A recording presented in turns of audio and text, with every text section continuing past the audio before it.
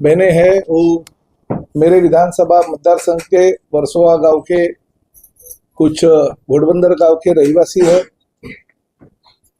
हमारे यहाँ के लोकप्रिय विधायक आदरणीय नरेंद्र जी मेहता, इनकी 7-Eleven कंपनी और उनके भागीदार सुरवे और केड़ुस्कर, साथ ही में उनके दूसरे एक भागीदार है मनोज मोटाजी पुरोहित।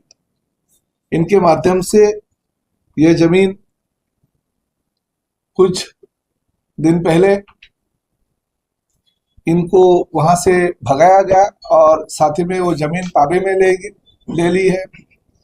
ये सभी आदिवासी लोग जब भी महसूल मंत्री जी को विनती करने गए, उनको न्याय देने की भूमिका और भावना उन्होंने उनके सामने रखी, तो मैं उनका दिल से धन्यवाद देता हूं महसूल मंत्री जी का कि उन्होंने तुरंत इसके ऊपर ध्यान देते हुए इन सभी आदिवासियों को न्याय मिलना चाहिए भूमिका रखी और जिलाधिकारी को इंक्वायरी के आदेश दिए। और इस माध्यम से इस इंक्वायरी के माध्यम से यह सिद्ध हुआ कि ये पूरी की पूरी जो जमीन है, ये जमीन ये आदिवासियों की है और उनको मिलना चाहिए, फिर वापस मिलना चाहिए।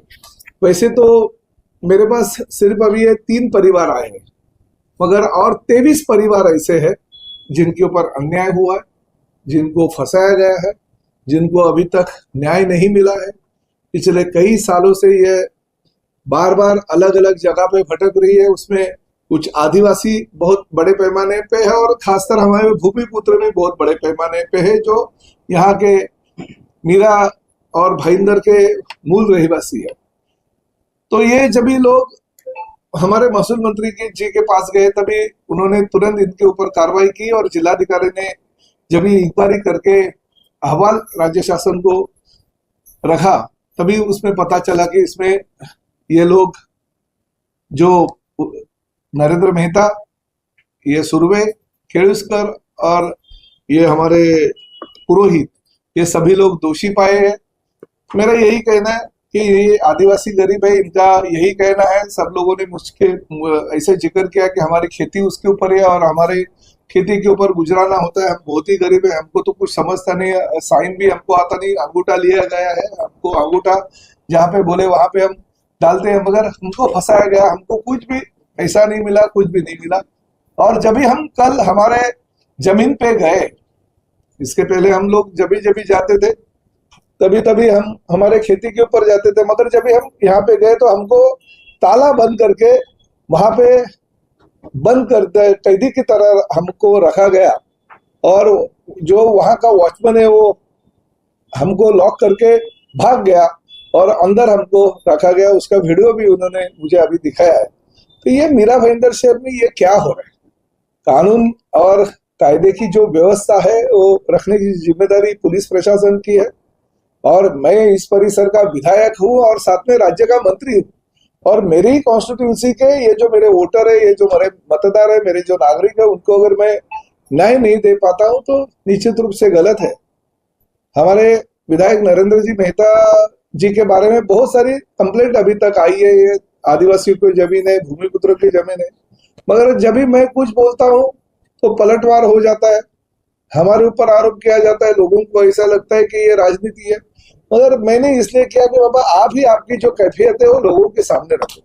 देखिए, हमें राजनीति कुछ करनी है कि नहीं, राजनीति करने के लिए बहुत सारी चीजें, मगर आपके बारे में क्यों होता है? महाराष्ट्र में इतने सारे विधायक है, इतने सारे सांसद है, इतने सारे मंत्रीगण है, उनके बारे में कुछ भी आरोप नहीं होता है, मगर मीरा भाईंदर शहर के विधायक के बारे में पिछले कई सालों से आरोप हो रहे हैं, उनके आरोप सिद्ध हो रहे हैं।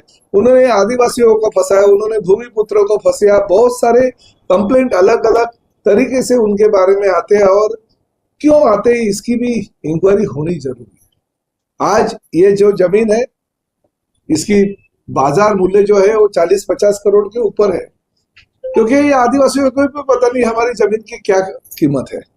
तो आज अगर मार्केट में ये बेचने जाएंगे तो उनको उसका बहुत सारा पैसा मिलेगा, मगर आज उनका ऐसा कहना है कि हमारी जो जमीन है, सिर्फ हमें हमारी जमीन चाहिए, बेचने का या कुछ करने का बाद में हम सोचेंगे। हमको फंसाया गया, हमारे जमीन से हमको भगाया, हकाला, हमें अंदर बंद करके ताला लगाया गया है, हमारी जमीन पे हम चोर हो गए, ऐसी परिस्थिति है। तो ये मीरा भाईंदर शहर में प्रताप सरनाईक होने नहीं देगा।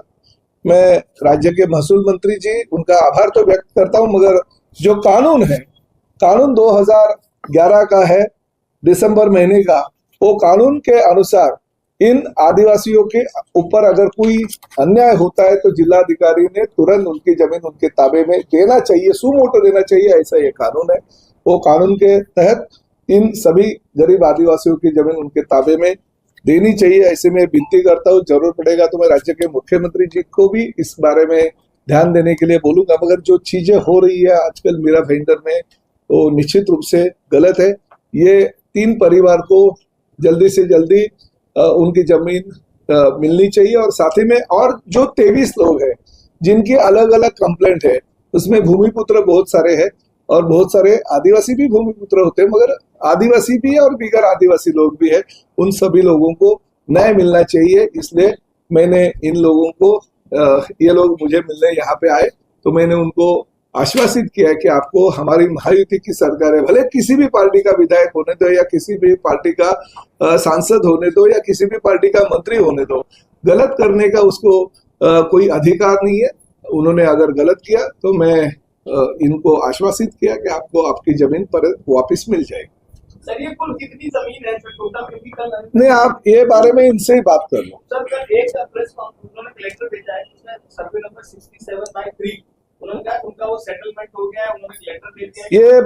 ये बात ऐसा है कि ये सभी बातें जो है ये कुछ पिछले 4-5 दिनों से चल रही थी। ये बातें चलने के बाद कुछ जो आदिवासियों ने महसूल मंत्री जी को कंप्लेंट की थी, इसमें से एक परिवार जो माड़ी परिवार है, वो माड़ी परिवार को धमकाया गया, उनको बुलाया गया। उनको अगर सीसीटीवी फुटेज आप देखेंगे तो उनको उनके कहाँ पे बुलाया गया, फुटे बोलो, फुटे, हाँ, क्लब में बुलाया गया। मेरी जो जानकारी है उनको 50 लाख रुपए दिया गया। उनको अभी तक उनके घर पे 2 दिन से कोई आ नहीं रहा है, ताला लगाया गया है। वो आदिवासी कहाँ पे है किसको पता नहीं है। उनको 2 दिन से वहां से भगाया गया पूरे परिवार को। वो माड़ी परिवार जो है, तो अभी क्या है पता नहीं, मगर वो उनका अभी मेरे पास उनके परिवार के कुछ सदस्य है, उन्होंने यहाँ कहा कि उनको 2 दिन पहले वो वहां पे थे, मगर अभी उनके घर में 2 दिन से ताला है, उनको वहां से भगाया गया।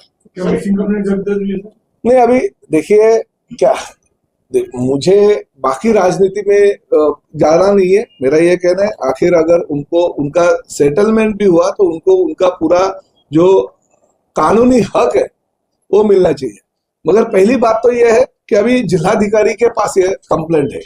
अभी भले कोई भी, भले आदिवासी भी अगर उधर गए और उन्होंने कुछ साइन किया तो वो उसको कानूनी कोई ताकत नहीं है जब तक जिलाधिकारी के सामने ये निर्णय नहीं होता है। अभी ये जिलाधिकारी के हाथ में ये जमीनें जाएगी। जिलाधिकारी कलेक्टर तहसीलदार को आदेश देंगे और तहसीलदार इनको जगह जमीन पे लेके जाएंगे और इनके पोजीशन में दे देंगे। बाद में इनको जो करना है वो इनकी मर्जी है। मगर अभी अगर किसी को पेपर में न्यूज आई या कोई वार्ताहर अगर उनको फोन करता है, उस माध्यम से अगर किसी भी, इनको भी अगर बुलाया, इनको भी कुछ लोगों को बुलाया गया था, मगर ये गए नहीं। उन्होंने कहा हमको पैसे के लालच नहीं, हमको हमारी जमीनें चाहिए। तो मेरा ये कहना है कि ये तो हो ही गई, क्योंकि अगर कोई कंप्लेंट करता है तो चलो आ जाओ, अगर तुमको ये पैसा देता है वो पैसा देता है, ये तो होगा। तो ये उसकी सीसीटीवी फुटेज वगैरह देखनी चाहिए कि किसने उनको भगाया, किसने किडनैप किया, वो भी देखना चाहिए। क्योंकि अगर 2 दिन से नहीं है तो उनके परिवार के दूसरे सदस्य, उनके मित्र परिवार है, उनको भी अभी ये आ गया कि बाबा ये गए तो कहाँ पे गए। तो मेरा ये कहना है तो ये पुलिस की इंक्वायरी है, पुलिस ने इसके ऊपर इंक्वायरी करना चाहिए। सर कई जगह पर ऐसे भी देखा गया है कि आदिवासी हो या खेडूत हो, ये व्यवहार कर लेते हैं, पैसा ले लेते हैं और फिर बाद में उतर जाते हैं, फिर दूसरे लोग उठकर उसके ऊपर उस प्रॉपर्टी पे क्लेम करते हैं। तो एक अगर नरेंद्र मेहता की बात नहीं करूँ तो सामान्य तौर से यहाँ के बिल्डरों ने कीमत, देखिए ये जो है, मेरा ऐसा कहना है पुलिस का काम कर रही है, जिलाधिकारी और तहसीलदार उनका काम कर रहे हैं। तो कानूनी कार्रवाई भले ऐसे बहुत सारी जगह पे होता है, नहीं है मैं नहीं कहता हूँ, मगर आज के तारीख में वो अहवाल आया, वो अहवाल का माध्यम से हम देखेंगे कहाँ पे क्या होता है, निगेटिव पॉजिटिव चीजें सामने आएगी। ये चीजें जो है वो सामने आई है। तो आप जो भी सवाल पूछने देंगे आदिवासियों से ही पूछ लीजिए। सर मेरा सवाल एक मेरा सवाल है कि राजनेताओं पर तो आरोप लगते हैं और वो सत्ता में शामिल होते हैं तो उन पर क्या कार्रवाई होगी वो दूसरा सवाल है, लेकिन जो अधिकारी जिस तरह से आदिवासियों की जमीन बगैर आदिवासियों को ट्रांसफर कर रहे हैं, आज तक किसी भी अधिकारी पर नहीं, कोई मैंने कार्रवाई आप आने से पहले मैंने वही बोला है कि जो अधिकारी है जिन्होंने गलत तरीके से व्यवहार होने को मदद की, जिसको भी, खाली नरेंद्र मेहता की मैं बात नहीं कर रहा हूँ, ये तरह की अगर आदिवासियों की जमीनें हैं वो दूसरे किसी को बेचने के लिए अगर गलत तरीके का इस्तेमाल जो अधिकारी ने किया, और इसमें स्पष्ट होता है कि इसमें महसूल खाते के अधिकारी दोषी है, तो उनके ऊपर भी कार्रवाई होनी चाहिए, उनको भी निलंबित करना चाहिए। लेकिन मेरा सवाल ये है कि आज तक महसूल विभाग के अधिकारियों पर कार्रवाई कभी नहीं हुई, ये इतिहास है।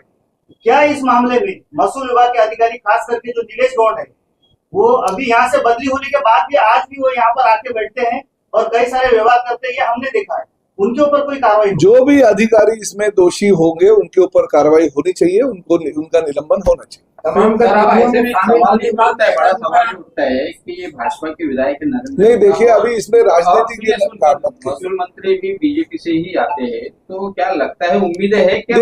देखिए जब भी ये लोग कंप्लेंट लेके गए, मुझे पता है, उनको पता था कि विधायक भाजपा के हैं। बहुत सारी कंप्लेंट इसके पहले भी महसूल मंत्री जी के पास में गए और उन्होंने उसके बारे में भी इंक्वायरी की।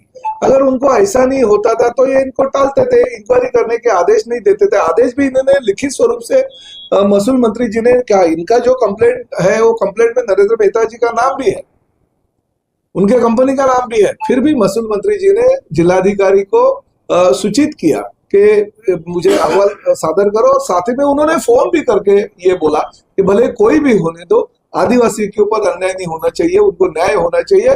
तो सही और जो गलत रहेगा तो गलत, और सही रहेगा तो सही अहवाल आप शासन को रखिए, ऐसा उन्होंने खुद कहा है।